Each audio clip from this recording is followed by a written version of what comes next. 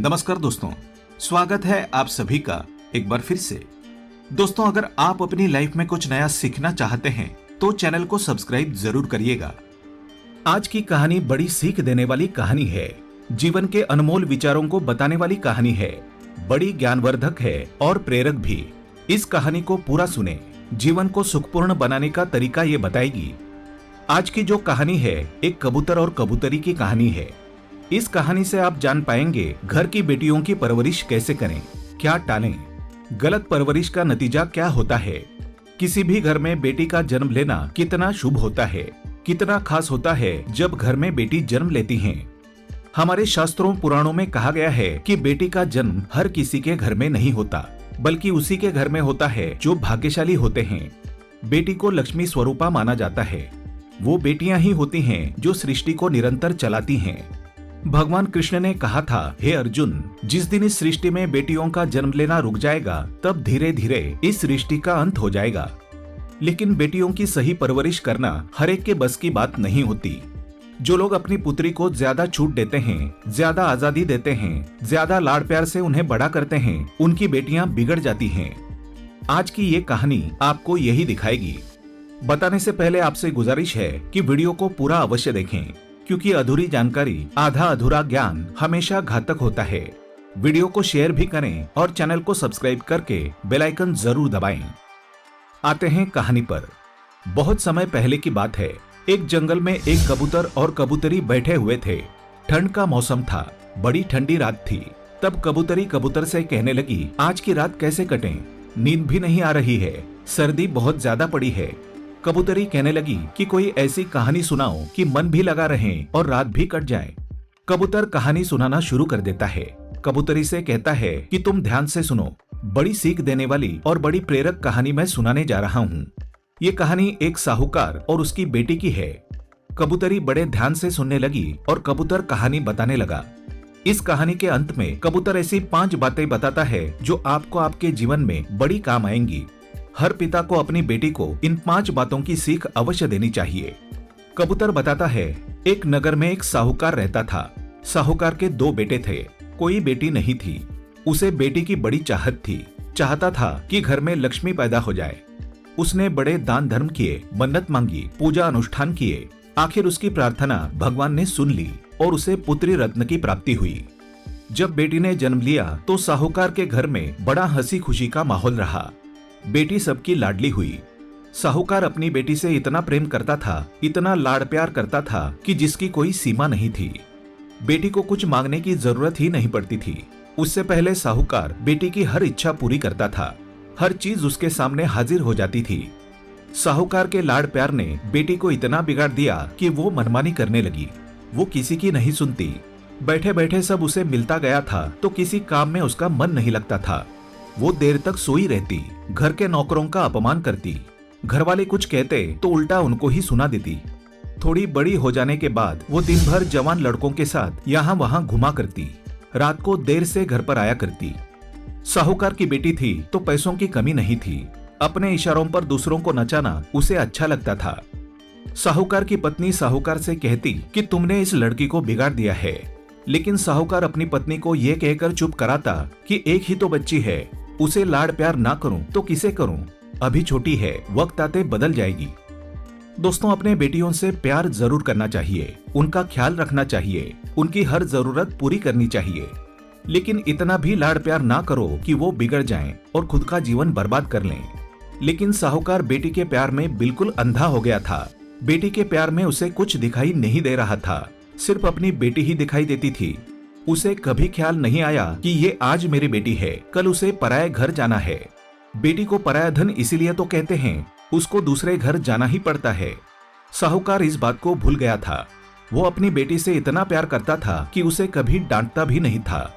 अगर कोई दूसरा व्यक्ति डांटे तो उल्टा उनसे लड़ता था, उन्हें रोका करता था। वो यही कहता कि अभी बच्ची है, सुधर जाएगी। दोस्तों, अपनी बेटी की परवरिश सही तरीके से करनी चाहिए, उसे अच्छे संस्कार देने चाहिए। हर माता पिता को ध्यान में रखना चाहिए कि अपनी बेटी को एक दिन घर से विदा करना है। बेटी की हर गलती माता पिता नजरअंदाज कर सकते हैं, लेकिन ससुराल वाले सहन नहीं करेंगे। वो बहू के साथ उसके माँ बाप को भी कोसेंगे। इसलिए बेटी को अच्छे संस्कार दें। कबूतर आगे सुनाने लगा। वक्त गुजरता चला गया। अब साहूकार की बेटी जवान हुई। अब साहूकार को चिंता सताने लगी कि अब बेटी हमें छोड़कर एक दिन ससुराल जाएगी। कोई अच्छा सा वर, अच्छा सा रिश्ता ढूंढकर उसकी शादी करनी पड़ेगी। हर बेटी के माता पिता यही चाहते हैं कि अपने पुत्री की अच्छे घर में शादी करें और उसका घर अच्छे से बस जाए। अब साहूकार इसी चिंता में डूबा रहने लगा। वो अपने बेटी के लिए अच्छे अच्छे रिश्ते ढूंढता, अच्छे रिश्तों की तलाश में रहता। आखिरकार उसे एक अच्छा रिश्ता मिल गया। साहूकार ने अपनी बेटी की शादी बड़े धूमधाम से कर दी। बेटी को गहनों से लाद दिया और विदा कर दिया। जब उसकी बेटी ससुराल में गई तो 10-15 दिन बाद उसने अपने पिता को फोन कर दिया और कहा कि पिताजी, इसी वक्त आप मुझे लेने आ जाइए। आपने मुझे कैसे नरक में डाल दिया है। मैं इस नरक में 1 मिनट भी नहीं रहना चाहती। साहूकार अपनी बेटी की बात सुनकर बड़ा परेशान हो गया। वो बड़ा दुखी हो गया। साहूकार की पत्नी कहने लगी, रिश्ता तो हमने बिल्कुल सही ढूंढा था, एकदम सीधा साधा खानदान है उनका, लेकिन बेटी कह रही है कि नर्क में डाल दिया है। 10-15 दिन में ऐसी कौन सी आफत आ गई है जिसके कारण बेटी ऐसा कह रही है। साहूकार थोड़ा असमंजस में पड़ गया। उसकी पत्नी ने कहा, आप जाकर एक बार देख कर आइए कि माजरा क्या है, बिटिया को भी लेते आइएगा।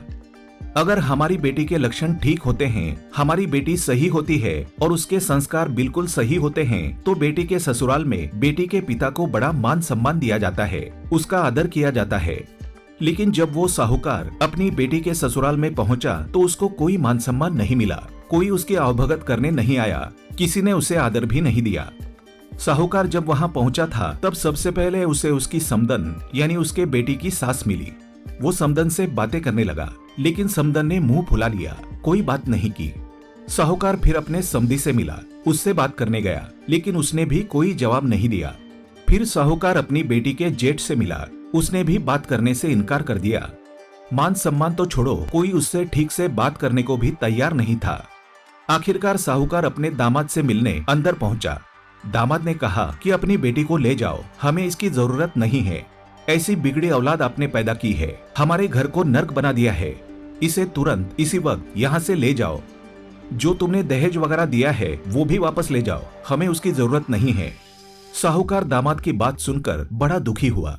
वो अपने बेटी के कमरे में गया। उसने बेटी से पूछा कि बेटे क्या बात हो गई। साहूकार की बेटी ने पिता से कहा कि पिताजी, मुझे इस नर्क में नहीं रहना है। अगर आप मुझे जिंदा देखना चाहते हैं तो इस नर्क से मुझे निकालो, अभी इसी वक्त यहाँ से ले चलो। बेटी की बात सुनने के बाद साहूकार उसे साथ लेकर निकल पड़ा। निकलते समय भी बेटी के ससुराल वाले बात करने नहीं आए। साहूकार बेटी को लेकर अपने घर रवाना हुआ। रास्ते में उसने बेटी से पूछा कि बेटी, एक बात बताओ, तुम्हारी सासू माँ कैसी है, कैसा बर्ताव करती थी वो। बेटी ने कहा कि पिताजी, उनके बारे में तो पूछो ही मत, वो तो एकदम डायन है, उसने मेरा जीना हराम कर दिया था। ऐसी डायन के घर में आपने मेरी शादी की है, वो हर वक्त मुझे परेशान करती रहती थी, ऐसी डायन का नाम भी मत लो। साहूकार ने पूछा, फिर तो अपने ससुर के बारे में बताओ, तुम्हारे ससुर कैसे हैं। बेटी कहने लगी कि वो बड़े दुष्ट है, राक्षस की तरह व्यवहार करते हैं। उसके बाद साहूकार ने कहा, ठीक है, उन्हें छोड़ो, ये बताओ तुम्हारे जेठ कैसे हैं। तो बेटी कहने लगी कि जेठ तो एक नंबर का बदमाश है, जल्लाद है, उसकी तो बात ही मत करो, हर दिन मुझे तंग करता रहता था। बेटी की ये सारी बातें सुनने के बाद साहूकार ने पूछा, बेटी तुम्हारी ननद कैसी है, वो तो ठीक होंगी, उसके साथ तो तुम्हारी जमती होगी। बेटी ने कहा कि ननद तो बिल्कुल चुड़ैल है, निकम्मी है, बैठकर खाने वाली है। साहूकार ने फिर पूछा, ये बताओ कि तुम्हारे पति कैसे हैं। हमारे दामाद तो बिल्कुल ही सीधे साधे हैं, वो तो तुमसे बेहद प्रेम करते होंगे। साहूकार की बेटी ने कहा कि वो तो बड़े दुष्ट स्वभाव के हैं, बिल्कुल यमराज है, उसने मेरा जीना हराम कर दिया है, कभी मुझे खुशी से रहने नहीं दिया। वो हर बात पर मुझे टोका करता, ये मत करो, वो मत करो, बार बार रोका करता, मेरी कोई बात नहीं मानता था। साहूकार ने फिर अंत में पूछा कि बेटी ये बताओ कि तुम्हारे अड़ोस पड़ोस के लोग कैसे हैं, उनमें किसी से दोस्ती हुई। बेटी ने जवाब दिया कि पिताजी, मोहल्ले वाले सब खुद को कुछ ज्यादा ही समझते हैं, सब निठल्ले बदमाश है, मेरे पीठ पीछे मेरी बुराई करते थे। साहूकार अब सोचने लगा, हमने बड़ा सोच समझकर रिश्ता ढूंढा था, अब एक इंसान खराब हो सकता है, दो लोग खराब हो सकते हैं, हो सकता है बेटी के ससुराल वाले खराब हों, लेकिन अड़ोस पड़ोस के लोगों का क्या लेना देना, वो क्यों इसके बारे में बुरी बातें करने लगे। सब गलत कैसे हो सकते हैं, शायद दोष मेरी बेटी का ही है, दोष वहाँ के लोगों में नहीं। साहूकार को अब बात समझ आ गई कि ये सारा नतीजा उसके लाड़ प्यार का है। पत्नी रोकती रही, लेकिन मैं बेटी के प्यार में अंधा हो गया था। अगर मैं उससे इतना लाड प्यार नहीं करता, अच्छे संस्कार देता, तो आज ये नौबत नहीं आती। साहूकार चुपचाप बेटी को लेकर अपने घर आ गया। जैसे ही साहूकार की बेटी ने मायके में कदम रखा, उसकी भाभीियों ने मुंह फुला लिया। अब साहूकार की बेटी सोचने लगी कि भाभीियों को क्या हुआ, ये क्यों मुंह फुला के बैठी है, ये तो बड़े प्यार से बात किया करती थी, अब क्या हुआ जो ये बदल गई है, मुझे देखकर मुंह फुला रही है। उसने जाकर भाभी से पूछा कि ऐसी क्या बात है, तुमने मुझे देखकर मुंह क्यों फुला लिया। भाभी कहने लगी, अब क्या तुम्हारी आरती उतारूं? तुम्हें अच्छे से शादी करके विदा कर दिया था, लेकिन तुम फिर से मेरी छाती पर मूंग दलने आई हूँ। आज के बाद तुम मुझसे बात मत करना। अब भाभी तो उससे नाराज हुई ही थी। घर में बाकी कोई भी उससे बात नहीं करता, केवल साहूकार यानी उसके पिता ही उससे बात करते। अब वो धीरे धीरे बड़ी दुखी होने लगी। धीरे धीरे उसकी आंखें खुलने लगी। समय निकलता गया, उसके साथ वैसा ही व्यवहार होता रहा। वो बड़ी दुखी रहने लगी। वो जब भी घर से बाहर निकलती, तब उसकी सहेलियां भी हर बार यही पूछा करती कि तुम अकेले कैसे आ गई हो, जीजाजी कहाँ है। कोई अड़ोस पड़ोस के लोग भी यही पूछा करते कि तुम अकेली कैसे आ गई हो, दामाद जी कहाँ है। अब लोगों के ताने सुन सुनकर वो बड़ी परेशान होने लगी। कहीं भी जाती, हर पहचानने वाला यही सवाल पूछता। आस पड़ोस के लोग इसी बात की चर्चा करते कि साहूकार की बेटी अकेले मायके आ गई है, नई नई शादी की थी, क्या इनका तलाक होने वाला है। साहूकार को भी हर बार यही ताने सुनने पड़ते। वो दुखी हो जाता। पिता को दुखी देख बेटी परेशान हो जाती। वो धीरे धीरे सोचती गई कि मेरे साथ ऐसा क्यों हो रहा है। उसको धीरे धीरे समझने लगा कि सारी गलती की जड़ मैं खुद हूँ। मेरी ही गलती के कारण आज मेरे पिता का सर नीचे झुक गया है। वो दुखी रहने लगे हैं। फिर भी वो अपने ससुराल जाने के लिए तैयार नहीं थी।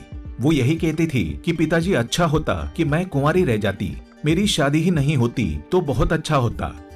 फिर एक दिन साहूकार अपने बेटी के कमरे में गया। उसने देखा बेटी बड़ी चिंता में है, बड़ी दुखी बैठी है। वो बेटी के पास चला गया। उसने पूछा, बेटी क्या बात है, आज बड़ी परेशान दिखाई दे रही हो। बेटी ने कहा, पिताजी हाँ, मैं बड़ी दुखी हूँ। आप मेरी शादी नहीं करते तो मैं यहीं सुख से रहती, लेकिन मेरी शादी करके आपने मुझे दुखों के कुएं में ढकेल दिया है। अब मैं क्या करूँ, मुझे समझ नहीं आ रहा। मेरा ससुराल नर्क के समान है, वहाँ जाऊं भी तो कैसे जाऊं, और यहाँ भी कोई मुझसे ठीक से बात नहीं करता। माँ बात नहीं करती, भौजाई धुतकारती है, भाई बात नहीं करते, सभी मुझसे नफरत करते हैं। ऐसा क्यों हो रहा है। साहूकार ने कहा कि बेटी यहीं पास में एक बहुत बड़े विद्वान पहुंचे हुए साधु आए हैं, बड़े महात्मा है, त्रिकाल ज्ञानी है। तुम्हारी समस्या को लेकर मैं उनके पास गया था। उन्होंने मुझे एक उपाय बताया है। अगर तुम इस उपाय को करती हो तो 6 महीने के अंदर तुम्हारे सभी ससुराल वाले तुम्हारी मुट्ठी में होंगे, सब तुम्हारे इशारे पर नाचेंगे। पिता की बात सुनकर बेटी बड़ी खुश हो गई। पूछने लगी, सिर्फ 6 महीने में घर वाले मेरी मुट्ठी में आ जाएंगे। पिता बोले, हाँ, 6 महीने में तुम्हारी मुट्ठी में आ जाएंगे। वो कहने लगी, पिताजी जल्दी से मुझे वो उपाय बताइए, मैं उसे जरूर करूंगी। साहूकार ने बेटी को उपाय बताया कि 6 महीने तक एक मंत्र का जाप करना है और साधना करनी है। अगर तुम इस उपाय को करती हो तो केवल 6 महीने में तुम्हारे सभी ससुराल के लोग, तुम्हारे पति, जेठ, तुम्हारे ससुर, तुम्हारी सास, सभी तुम्हारी मुट्ठी में होंगे, तुम्हारे इशारे पर नाचेंगे। जैसा तुम कहोगी वैसा ही करेंगे। तुम घर की रानी बन जाओगी, उस घर की मालकिन बन जाओगी। बेटी बड़ी खुश हुई, लेकिन कहने लगी, पिताश्री ये तंत्र मंत्र वाला काम मुझसे नहीं होने वाला, कोई सरल साधारण रास्ता मुझे बताइए। साहूकार ने कहा, ठीक है बेटी, अगर तुम मंत्र का जाप नहीं करना चाहती तो तुम्हारे लिए मंत्र का जाप मैं करूंगा, तुम सिर्फ साधना कर लेना। बेटी ने पूछा, साधना कैसे करनी है।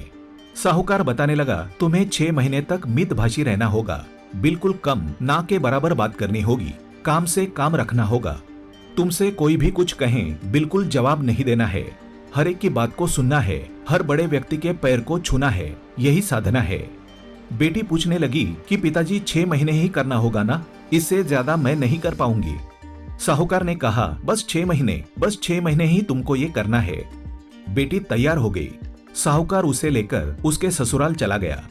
जैसे ही बेटी ने ससुराल में कदम रखा, वैसे ही सामने उसकी सास खड़ी हुई। उसने खूब भला बुरा कहा कि आप पहले आए थे, तभी हमने बता दिया था कि तुम्हारी बेटी के लिए यहाँ जगह नहीं है, हमें इसकी जरूरत नहीं, इसे वापस ले जाओ। ऐसी बिगड़ी हुई औलाद आपने पैदा की है, इसकी हमें जरूरत नहीं है। सास ने ना उन्हें कोई सम्मान दिया, ना आदर से बात की। अपनी सास की ऐसी हरकतों को देखकर बेटी को भारी गुस्सा आया, लेकिन साहूकार ने बेटी को इशारों में ही समझाया कि बेटी, तुम्हें साधना करनी है, उसके नियमों का ध्यान रखो। 6 महीने तुम्हें मितभाषी रहना है, झगड़ा नहीं करना है, जो कोई भी कुछ कहे सबकी आज्ञा का पालन करना है। तुम अपने कमरे में जाओ। कहते हैं ना, बेटी के पिता को हमेशा सिर झुकाकर रहना पड़ता है। तो उसने समदन की सारी बात सर झुकाकर सुन ली और फिर समदन से कहा कि बहन जी, गलती हर इंसान से होती है, इससे भी गलती हुई है, इसको एक मौका जरूर दीजिए। अब ये सुधर गई है, अब पूरी तरह से बदल चुकी हैं। किसी तरह से मिन्नतें करके उसने समदन को मनाया। समदन ने कहा, ठीक है, अगर ये सुधर गई हैं तो 6 महीने तक इसके बर्ताव को मैं देखूंगी। पहले की तरह व्यवहार रहा तो वापस भेज दूंगी, फिर जिंदगी में दोबारा कभी शक्ल मत दिखाना। साहूकार ने उसकी बात को स्वीकार कर लिया।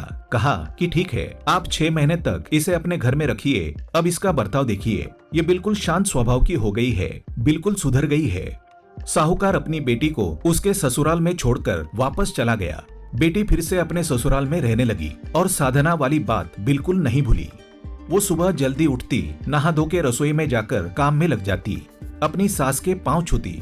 सास को बड़ा आश्चर्य हुआ कि कुछ दिनों पहले तो ये अकड़ दिखाती थी, किसी की एक नहीं सुनती थी, हम पर हुक्म चलाती थी, बैठे बैठे खाती थी, लेकिन आज ये मेरे पांव कैसे पड़ रही है। वो बड़ी अचंभित हो गई। साहूकार की बेटी सास के पांव छूकर कहती कि माँ जी, मुझे आशीर्वाद दीजिए, आपका आशीर्वाद मेरे लिए बहुत महत्वपूर्ण है। अगर आप मुझे आशीर्वाद देंगी तो मेरी साधना सफल हो जाएगी। सास ने उसे आशीर्वाद दिया कि बेटी, तुम खुश रहो, तुम्हारी जो भी साधना है सफल हो। इस तरह से वो अपने घर में रहने लगी। एक दिन वो अपने ससुर के लिए चाय बनाकर लेकर जा रही थी।